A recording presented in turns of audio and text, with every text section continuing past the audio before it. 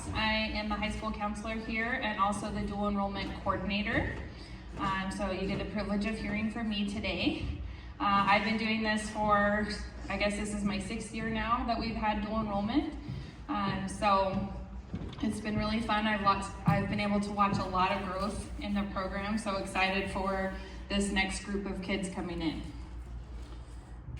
And this was our group that graduated last year at their senior awards night, so this is what you have to look forward to. So we always like to start our presentations with our mission and vision, of course. So our mission at Pinecrest is to unite the community to prepare students for college and careers. And of course, this event, what better way to do so than to actually get them going to college.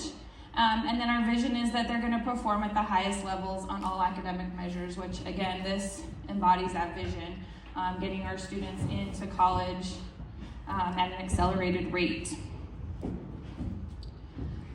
So just a little bit of the statistics. So we're almost to 12,000 credits. We will be exceeding that shortly when this next semester gets posted with credits. We've had 87 students receive associate's degrees over the program in the last 5 years. And then our current enrollment is 196 students, and that includes 4 virtual students for Pinecrest Virtual. So if we have any Pinecrest Virtual fans out here, we represent those students as well. Ms. Serrano is here filming for me right now, and she is the virtual coordinator. But because the dual enrollment program is so specific, I work with the students that end up going to dual enrollment through virtual as well. So I work with the Pinecrest Cadence students and the virtual students. And we kind of work together to make sure that they're successful and have their credits and everything. So a lot of you may be familiar if you've had, I see a couple familiar faces, you've had some siblings potentially in the program, but some of you may not be aware. So we do like to always go over the benefits, of course, of dual enrollment. So of course you can receive your college credits and high school credits at the same time. So for example, you're taking the English class at the college level, you're going to get 1 full credit for that class at the high school level. So they're 1 semester long, which also means that you're going to get your credits a lot faster than you normally would. So for example, in the first year, students take English 101, semester 1, that counts as their full English 11 credit. Semester 2, they take English 102, which counts as their full English 12 credits. So in 1 year, they're getting 2 full English credits completed towards high school graduation. Same goes for other classes, that's just one example. And then motivated students can graduate with an associate degree before they graduate from high school. So the graduation for CSN usually happens about 2 weeks before the graduation for Pinecrest, so that's how it works out that you get that degree before you graduate high school. So we'll talk a little bit more about that as well. And then of course there's a flexible schedule, so that can be a good thing and a bad thing. Flexible schedule means that they might have only a couple classes here at Pinecrest, and then they're going to take the majority of their core classes over at CSN. So students might be done here at 8:30 in the morning, as early as 8:30 in the morning, and then they go over to CSN to take classes there. Students also have access to free resources at CSN, including free counseling services and also free academic tutoring in all subjects. So that's also really helpful for students too. They even have like a food bank on campus for students in need, and also activities and things that students can participate, just like any other college student would. And then, you know, some of the kids are interested in the whole free dress thing. You know, it's all right. After wearing the uniforms for however many years they've been at Pinecrest, they get a little excited about having some individuality, I guess. So, some of the benefits. Next, we go on to requirements, of course. That's why you're here. We need to make sure you're ready to go. So students need to be credit sufficient, meaning they need to be earning or on track, or have earned or on track to earn all of their major core credits for 9th and 10th grade. So English 9, 10, Algebra 1 and Geometry. That means that if you are currently a 10th grader that's sitting in Algebra 1, You took pre-algebra in 9th grade, now you're taking algebra 1. You would need to take geometry over the summer if you meet all other requirements to get into dual enrollment. So that is an option. You also have to have completed your biology and chemistry or geoscience, so at least 2 credits of science, and then world history and US history. In addition, you have to have that minimum 2.5 GPA, and that is your unweighted GPA.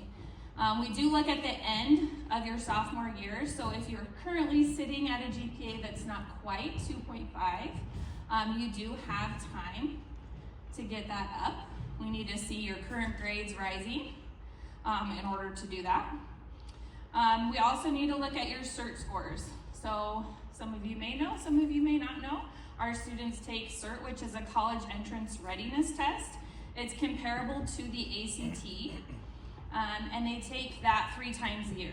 So we're looking at the benchmarks specifically for English and reading and to get into the dual enrollment program. We use this for placement into their English class as well. So they need to have an 18 on their English and a 22 on the reading test. So right now, students can log into their CERT. You can ask them, they can log right in from their Clever account, and they are able to look at what their scores were already. If they're not quite at those scores, first thing you want to ask them is, did you put your best effort into your CERT when you took it in the fall? Because sometimes, sometimes our kids maybe don't put their best effort into it. They think, this is just a CERT test, it doesn't really matter. But it does at this point. So if they didn't put their full effort into it, obviously in January, then they're going to need to. If they did put their full effort and they're still a little bit short on that, there is a study hall within the CERT program. We did review this with students recently as well. Ms. Thomas, she's here. She's the counselor for 10th grade right now. Myself and Ms. Thomas went into the classrooms and talked to all the 10th graders and kind of went over some things that they can do. So they should be aware of what they can do if they feel like they're falling behind in CERT. They will have the chance to take that again in January and also March. So, excuse me. The final thing is no behavior, maturity, disciplinary, or attendance concerns. So this is a big one. Ms. Purdy and Ms. Galbraith went to many classrooms at the very beginning of the school year and had a chat with students about some of these things that we're watching for. We receive feedback from teachers in regards to any kind of disciplinary action, obviously, as well as the dean. So if there is any kind of behavior infraction from this year, then that could impact getting into dual enrollment. If it is from last year, then it might be a conversation. So that is definitely something that we look at. Obviously, when we're sending our students to college, we have to trust that they're going to behave when they get to college. It's very important to us that we keep a good relationship with CSN and that the kids that are going to go and sit in those classes are not going to be troublemakers in that class. They're sitting in there with adults from ages 18 up to 80 years old potentially or more. And those kids those adults, paid for their classes and want to learn, and we want our students to respect that and be there to learn as well. So that's definitely an important factor. If we have someone that applies, that we have any kind of concerns of that regard, we will reach out to families and set up a meeting and have a conversation. We won't just say, sorry, no, behavior and leave it vague like that. We do have a conversation and talk it over before making any final decisions on that. All right. And then some recommendations beyond the requirements. We do recommend students have their health and computer science credit completed. So in order to graduate high school, students have to have a half credit of computers, a half credit of health. A lot of students already have their computer credit. A lot of them took it in 6th grade and it's done and over with. However, they all received their transcripts a couple weeks ago when we talked to them. If you are missing that computer credit, we want to have that done. So that's a class that can be completed online or over summer. The other requirement is health. So typically our students are tracked to take health their junior year. So the problem with taking it their junior year is that it may not work as well as they'd like with their CSN and Pinecrest schedule. So for example, right now, health is offered periods 3 and 4.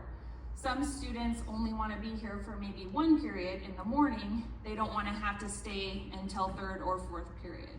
So it may not work in their schedule. So for some students it would. It just kind of depends on what time classes are at CSN that they want to go to. So for example, classes often start there at like 9:30 in the morning or 11 or 12:30. They're kind of tracked throughout the day. So a lot of kids like to get their classes done during that midday time so that they can come back after school for sports and activities. So they don't always want to wait until 12:30 to take a class because they're here on campus. So while these are not 100% required that they're done before going to dual enrollment, we do recommend that they're done and out of the way just to get those taken care of. So students have the option to sign up and take it as an online course, either starting 2nd semester, or they can do that over summer as well. And if that is something that you're interested in doing, then you can email myself or Ms. Thomas, their current counselor, and we can help set them up with that. All right. Any questions so far on the information? There's still a lot to go. Not too much. So some of the things we also like you to consider is, you're the parent. You kind of know your child a little bit differently than we do. You see a different side of them sometimes. And so these are also some considerations to make when you're thinking about your child going into college early, 2 years early. So first of all, is my child self-motivated? Are they able to, keep track of their own homework, get their own agenda ready, with minimal parental support? Obviously, I have a teenager right now, also in dual enrollment right now. There's some parental support, but minimal parental support. Can my child keep track of schoolwork with limited reminders and supervision? Are they able to, have the planner, keep it in their phone, however they do it, with that minimal support? My child regularly advocates for themselves, so they're comfortable going up and talking to a teacher if they have an issue with something in the class, or even just emailing the teacher, reaching out if I have a problem in class. Or are you, as a parent, the one that's always having to do that? The reason that's important is that at CSN, your child is considered an adult, and they will not communicate with a parent about a class or an issue. They will only communicate with the student. Most of the time, they won't even communicate with me, even if I'm a third party, because they don't want to take the time to figure out if that's true or not. So they'll just say, sorry, the student needs to email me. So usually if a kid needs help, I'll help them kind of write the email or, talk about how the response might look. But they need to be comfortable reaching out, having those conversations. And is my child good at practicing, time management? How are their time management skills? That kind of thing. So it is important to think about these things, because while this is an excellent opportunity, and I'd love for everybody that's capable of doing it to be able to do it, not everybody's ready to go to college 2 years early, and that's okay. And sometimes they're ready academically, but maybe they're not ready socially, and that's okay too. So sometimes we need to grow up a little bit. I usually have a couple of students that start the program and then realize that for themselves. So I've had that happen every year, at least one that says, I really wanted to do this, but after doing it for a semester or a year, this isn't really for me. I think I need to come back to high school and do it that way. And so that's totally okay too. Just things to consider as the parent or the adult or guardian, that, what does this look like for my child? Now, not to say that your child has to be 100% all of these things, because like I said, I have a teenage son. He's a little off track sometimes with his motivation, and that's something that we've had to work on, and he does get some support. Any questions on that? Moving on to the money. So as far as classes go, Pinecrest does pay a majority of the cost, but we do not pay 100% of the cost.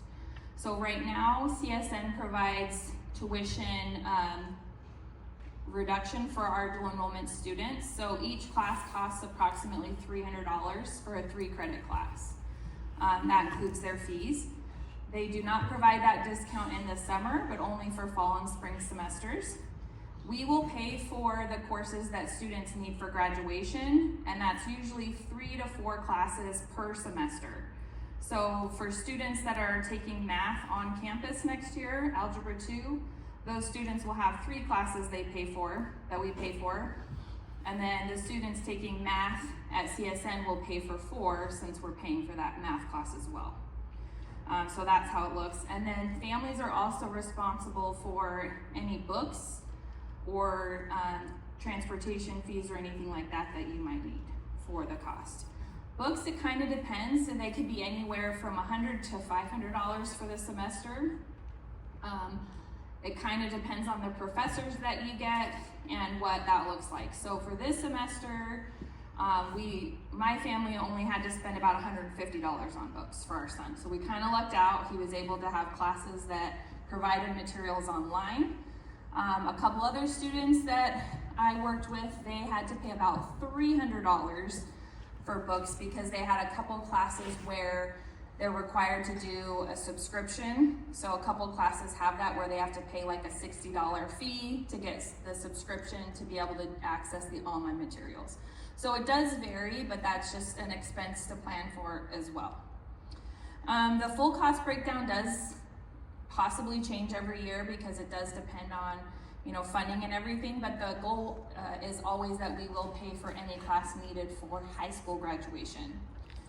Students going for that associate degree would have to pay additional costs on their own.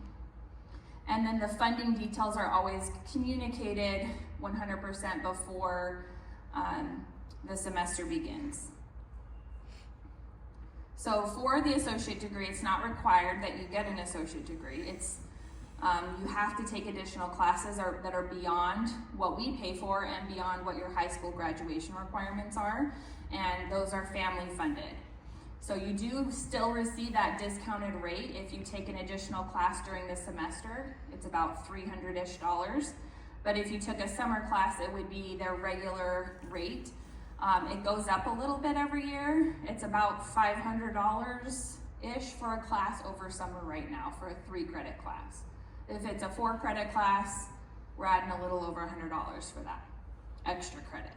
So just to kind of give you an idea where you're looking at.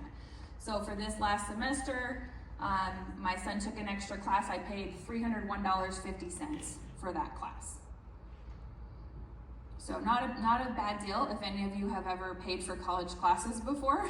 It's actually a pretty cheap class. I think a 3-credit class at UNLV is close to $800 right now.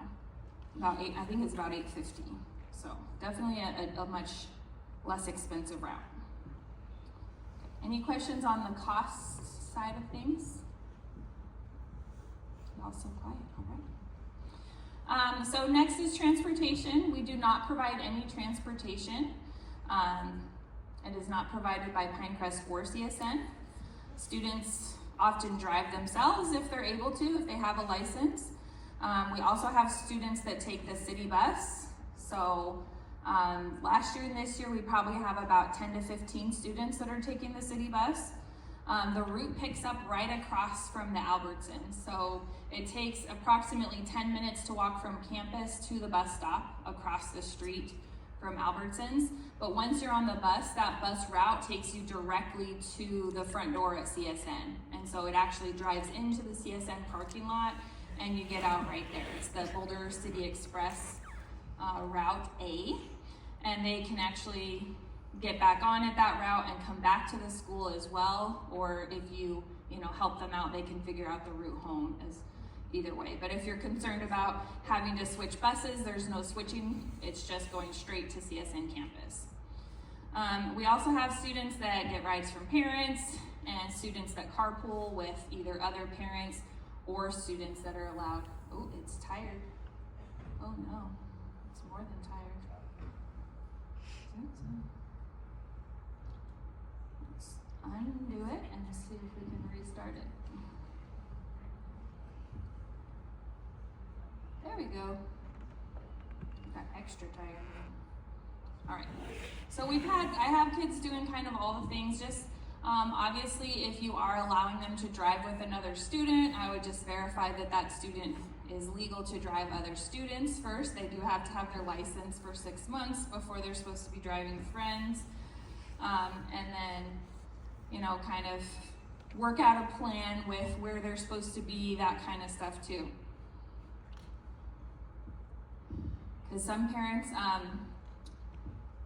are kind of unsure of that freedom at first. Like I said, some of the kids get out at 8:30 and, you know, they usually only have classes 2 days a week depending, because the schedule at CSN, they have classes Monday, Wednesday, or Tuesday, Thursday. So some kids will have classes all 4 days, but some might pick all their classes just on 2 of those days. So then there are days where there's a little bit more freedom. And then students are not allowed to stay on campus here if they don't have a scheduled class. So for example, if you're only scheduled to be here for period 1 and 2, then you have to leave campus after that class period. We don't have anywhere for students to hang out on campus.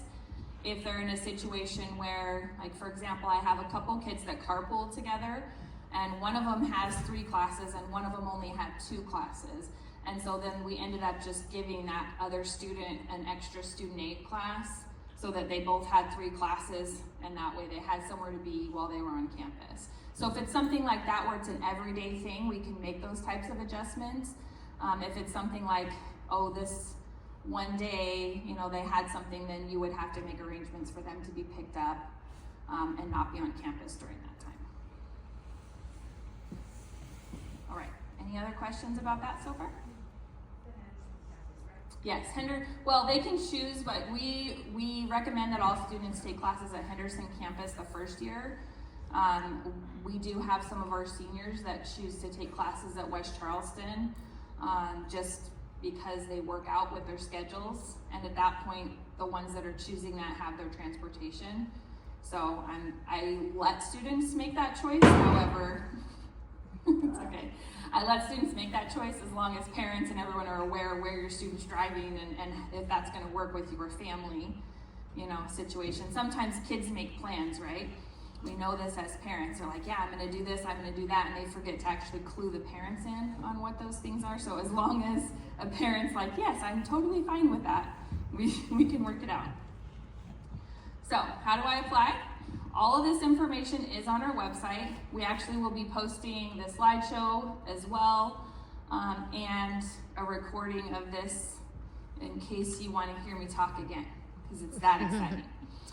So you can check it out on our website, and it is broken down into the steps as well. So we did, if you are someone that had a child in the past years do this, we changed it just a little bit. So the first thing that we're gonna do is just the Pinecrest application, and it's just an online Google form. It's very simple, just letting us know that you're interested in the program and that you're going to continue with the further testing. So once that application is completed, there'll be a $10 application fee added to the account. That $10 is gonna cover the cost of the right placer test, which we'll talk about in just a little bit. And that list just lets us know who we need to test for CERT and who we need to test for right placer.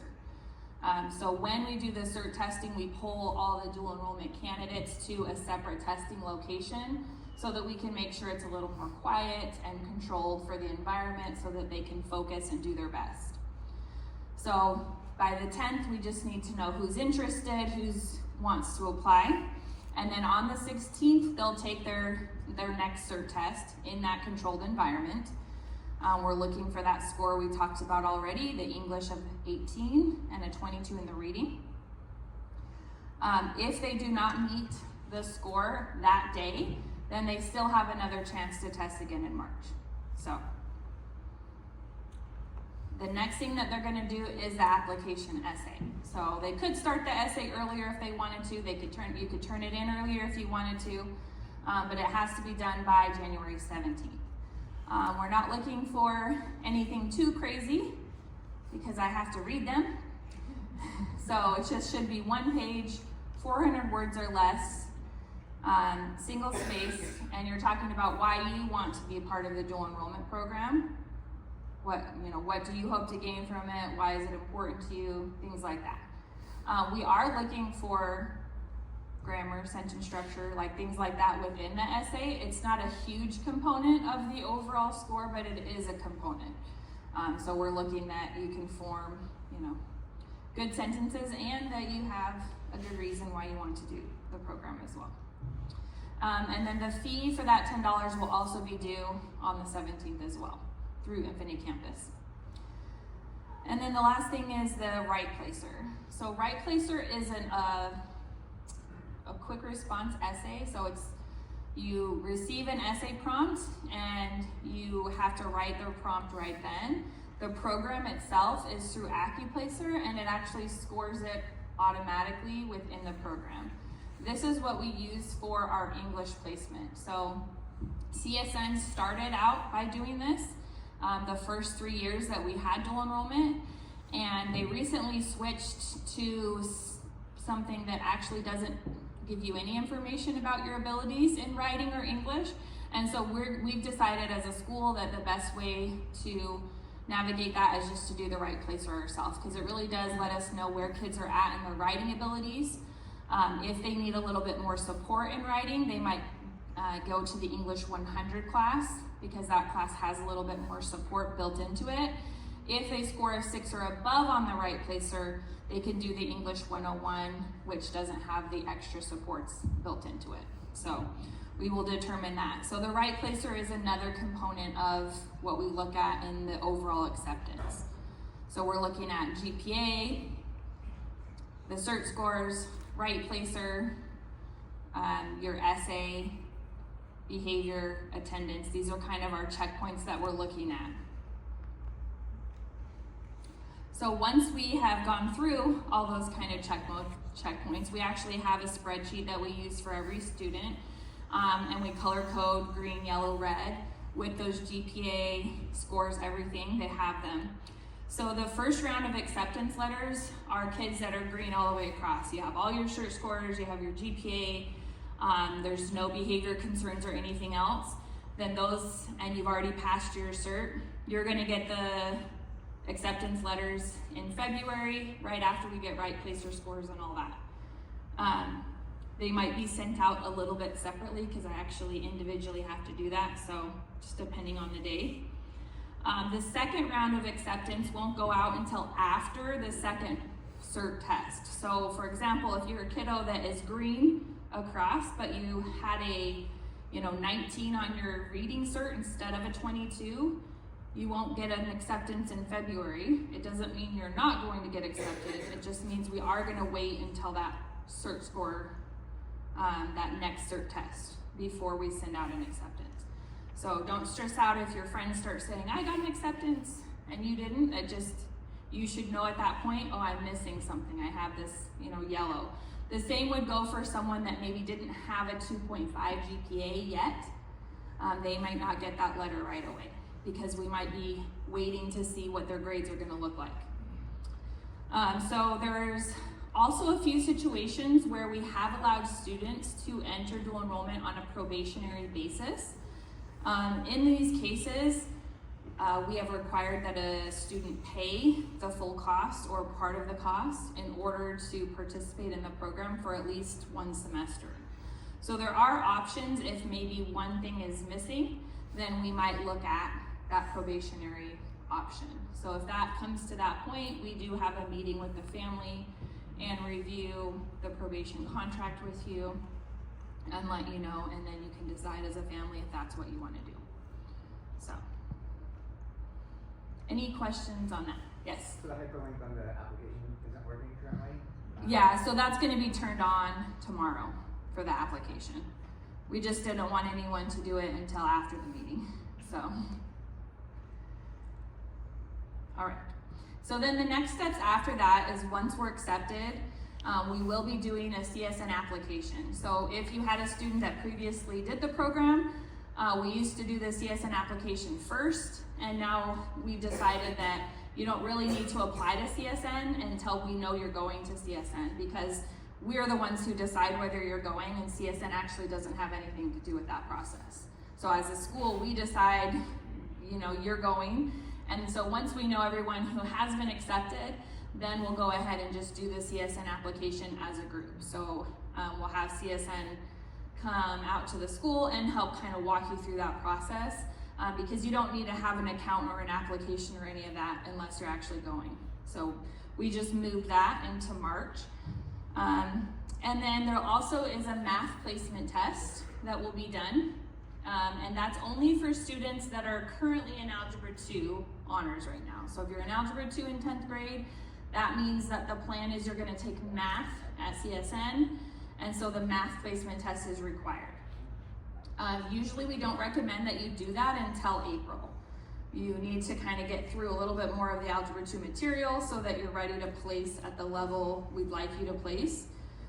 So that will be done on your own, but I will send out instructions on how to do that. It's through CSN directly. You have to have your CSN application completed, and you have to have what's called your NSHE, which is your student ID for CSN.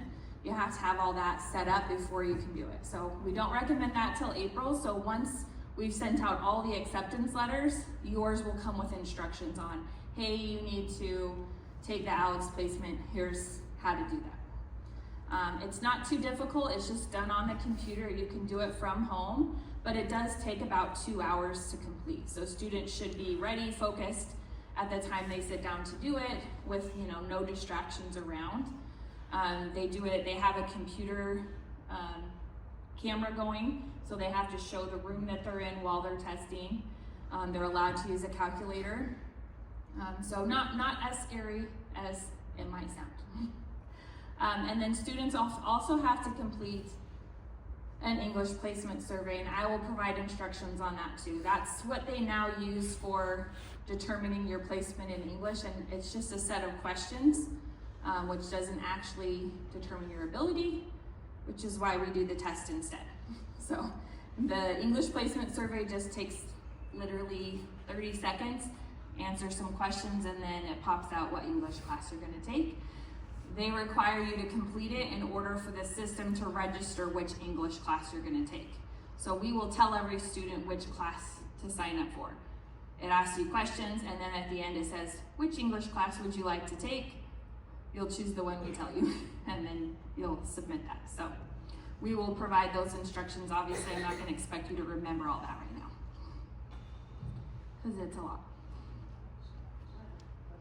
Yes? The 100, because you said 101 is for 11th grade, 102 is for 12th grade, so Correct. 100 can still count for The English 100, yes, it also counts as English 11 honors. So the biggest difference with that is it's a 5-credit course instead of a 3-credit course, so it's a little more expensive. Students that get placed in English 100 do have to pay for those additional 2 credits. So it's $200 for that. And then it does have its, if you went to college a long time ago, you might remember they had remedial classes. If you didn't quite know your math or English, you would take a remedial class, then you would take the regular class. So what they do now is they combine them. So instead of taking a remedial class on its own, you get the full English class, but you also get the remedial support within it. So that's why it's a 5-credit versus a 3-credit. Any other questions? Yes? Will we know what our student spreadsheet looks like before the acceptance letters come out? We just send out the acceptance. So if you don't get accepted and you have questions about it, then we can go over it with you. So then after students are accepted, all that, then we do a CSN registration workshop, and that's usually held at CSN. So we work with, they have a dual enrollment coordinator over there, and she sets up a meeting where parents and students go to CSN. We usually combine with Sloan Canyon for that event, and they host where they go over how to register, and then they do little workshops where you can actually sit down and register for classes with a CSN advisor. They do kind of a group session, so there might be one advisor in the room and 15, 20 students in the room taking their classes. And then they'll go over like, you know, kind of what that looks like, what the different types of classes are, whether they're choosing an online class, an in-person class, you know, what days of the week, that kind of thing. They'll show them all how to look at those things. And then we'll also, prior to that, I'll meet with every student and go over what their Pinecrest classes might look like and what time they should be looking at planning their classes for CSN as well. So, you know, for example, my son gets out at 8:30 because he only has one class here, so he's able to pick a 9:30 class and do that at CSN. However, we have a couple other kids that have 3 classes here. And so they don't get out of school until about 10:15. So they can choose an 11 o'clock class. They have the time to do that.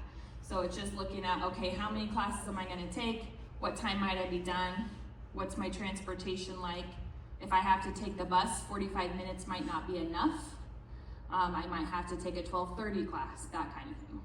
So we help them try to figure that out. And then ultimately, students have to turn in their schedule. I have a Google form that they fill out. This is the schedule that I've chosen, so that I can just verify everything looks good and that there's no issues. If students want to take additional classes, then they usually run that by me as well. Yep. Do you have to be back at 2 o'clock or once They the do not, chapters are done no. for the day? No, and once they're done with their first class or 3 classes, they don't have to come back. It's just if they have sports or practices or something like that, they might come back for that. So they really do have full flexibility, you know, in their day for that.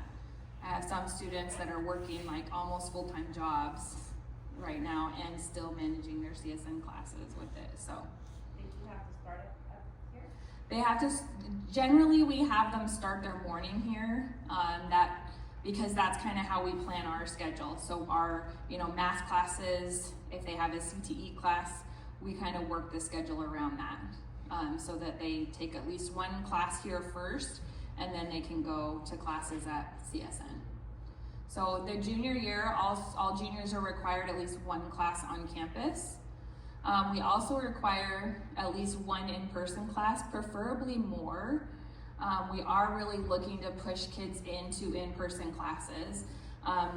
When we first started the program, we only allowed in-person classes. We didn't allow anyone to do online classes unless their parents submitted like special requests for that. Obviously the pandemic sort of changed that because now CSN is offering way more online classes as well than they used to. So kids are really getting into that online scene. But ultimately, we feel like students are better prepared if they're in person, getting that information for what it's gonna look like at their next college or university that they're going to. So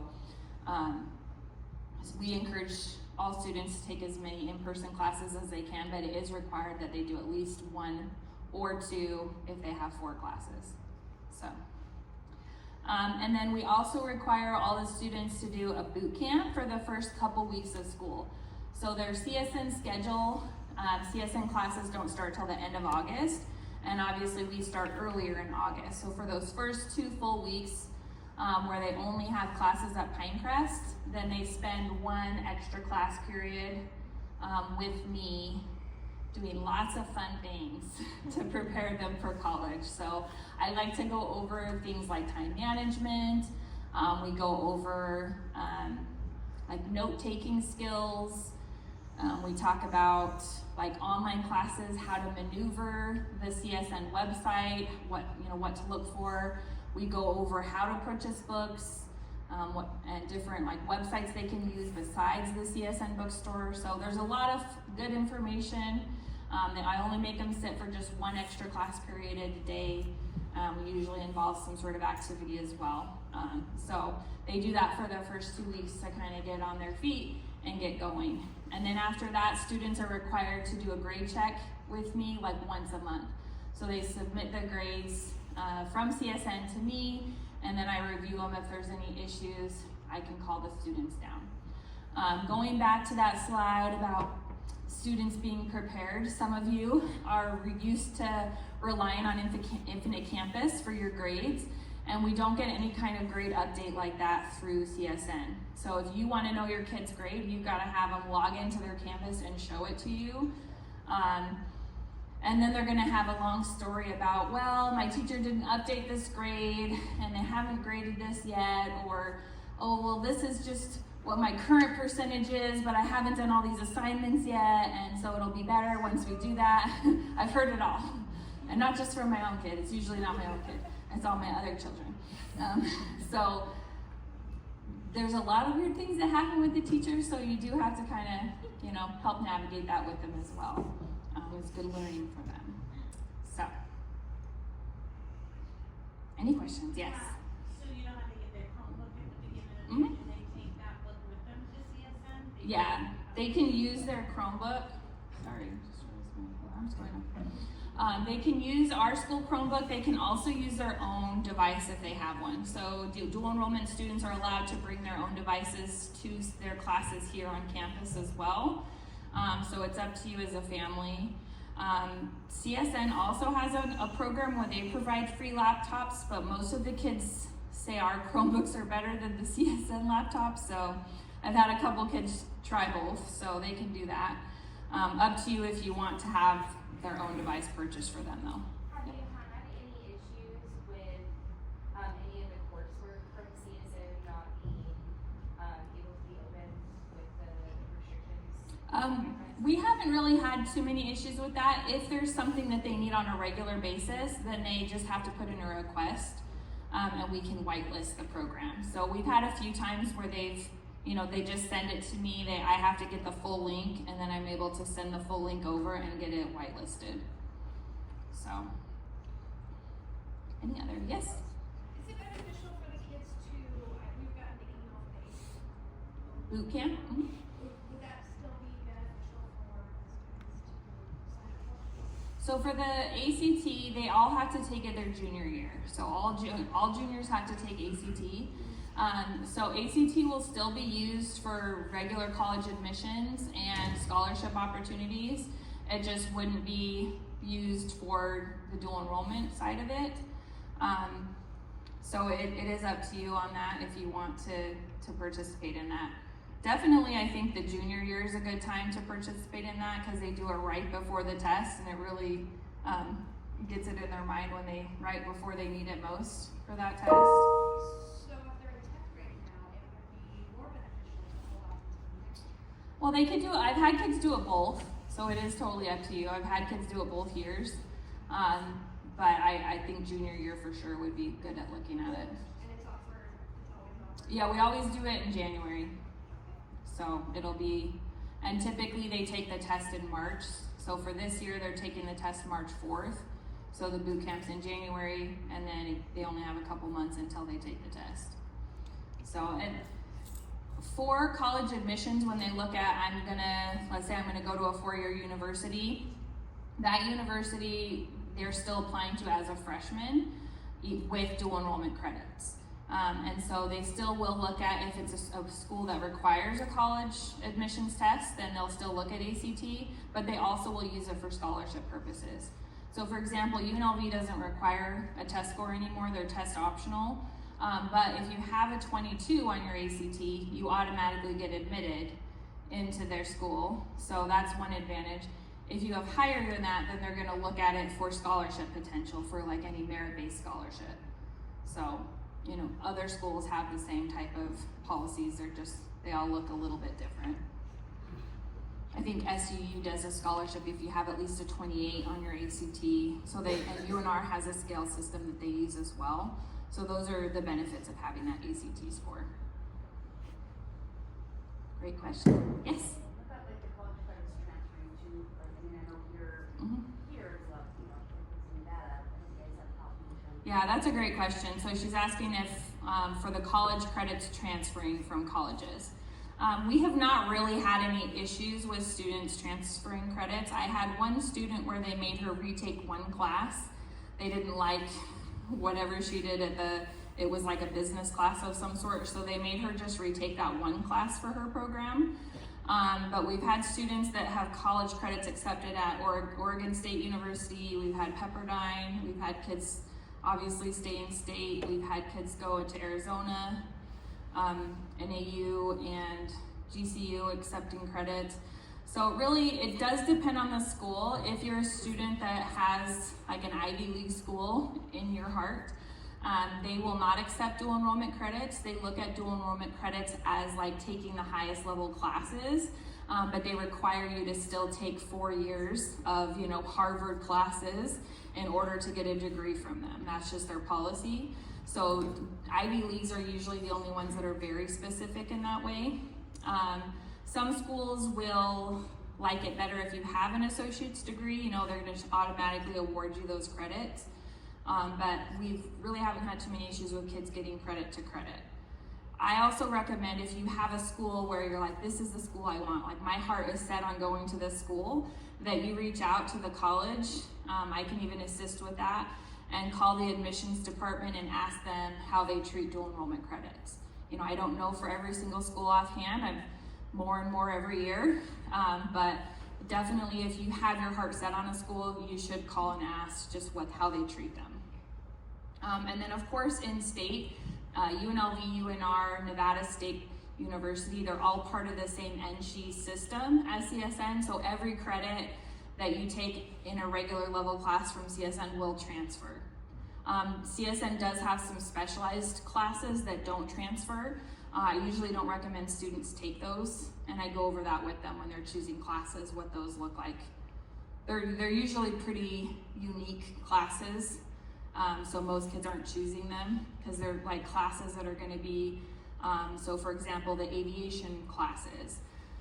UNLV doesn't have an aviation program, so they can't accept an aviation credit because it doesn't apply to anything they offer. So you still might be able to transfer those to like other schools like SUU that do have an aviation program, but they're not going to transfer to a school that doesn't have that program. So, great questions. Any other questions? That health, I'm sorry, the health one that you said, they can take a distance or in the They can, yep.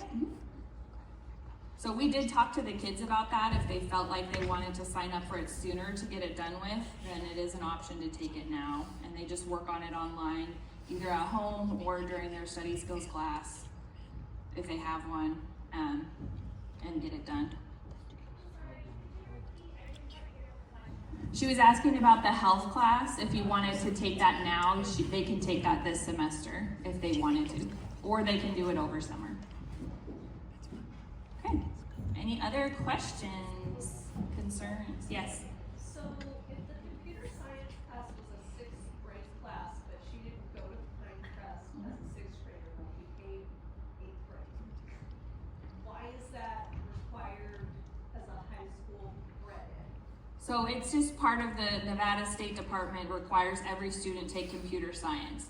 The pathway that most schools follow is that students in CCSD in Nevada take it in 6th grade. It was part of the 6th grade curriculum. So if she went to a school, or any student goes to a school here in Nevada, they should have taken it in 6th grade. Okay. If they're not from a school in Nevada, then usually they don't have it. And then, You just have to look at her. yeah, if it's on her current transcript, then we've already pulled the credit. If it's not, then we can research that for you as well. And we can reach out to the school and request it.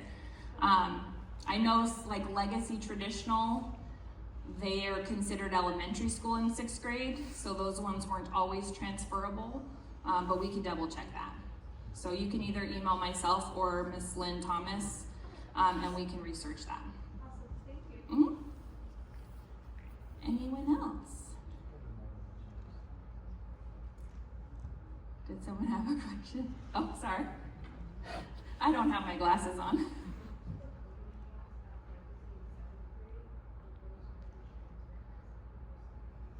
The coding class does not count. The state of Nevada requires it to be computer science and applications. There's certain standards that it has to meet. So about 6 years ago we could accept those, but as of the 18-19 school year, they changed it where it has to be computer science and applications. So it's very specific. Lots of fun. I love this state. Okay, any other questions? Yes. You'll let us know though if they're not greenlit on those, right? Like, we have to- Yeah, we'll be meeting with the students too again, and so if there's anybody that has it, we highlight it. But you can ask your child to, hey, I heard you got your transcript a couple weeks ago, let me see it. Let me see if you got your computer credit, and they should be able to see that, because we did go over it with them. Okay. Anything else? Where do they find that cert score in there? The cert score, they go, it's not in, well, it will be an Infinite Campus in their grade book, but it's easier for them probably just to go on their cert account. They can log in from their Clever, but they should have received a grade in English and history for those cert scores as well in Q1. The reading scores in their history class grade book and the English scores in their English class grade book. Yes. And if they've already hit those numbers, If they've already hit those numbers, then we're good. However, if we already hit those numbers and then in January, that doesn't mean they can just do whatever they want. Because if they tank the scores the second time, we will take that into consideration.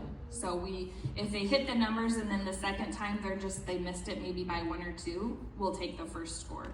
But if they tank it and are getting like red or way off, that's telling me that you don't care very much and you're not trying, and we will take that into consideration. So, yes?